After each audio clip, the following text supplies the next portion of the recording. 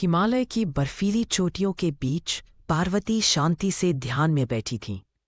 उनके चारों ओर हिरण और फूलों की मधुर सुगंध थी। यह एक ऐसा क्षण था जहां समय ठहर सा गया था। लेकिन क्या यह शांति सदा के लिए रह सकेगी? अचानक आकाश में काला धुआं छा गया। एक विशाल राक्षस जिसकी आंखें लाल थीं ने गांवों को तबाह करना शुरू कर दिया। उसकी गर्जना से पूरा वातावरण कांप उठा। यह अंधकार का आगमन था।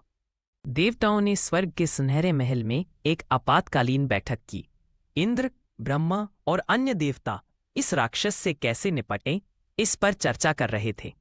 उनके चेहरे पर चिंता साफ झलक रही थी।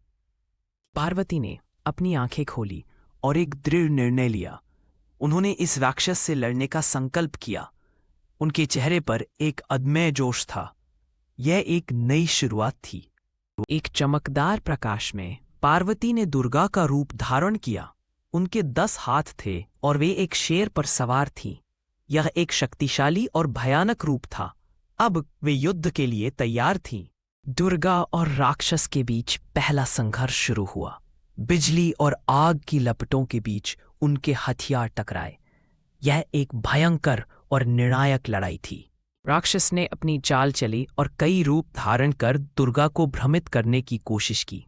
वह अंधकार के मायाजाल में छिप गया, लेकिन दुर्गा ने अपनी आंखें बंद कर ध्यान केंद्रित किया। दुर्गा ने अपनी असली शक्ति प्रकट की। उनकी आंखों से प्रकाश निकला और उन्होंने अपने सभी हथियारों का उपयोग किया। राक्षस की चालें अब काम नहीं कर रही थीं।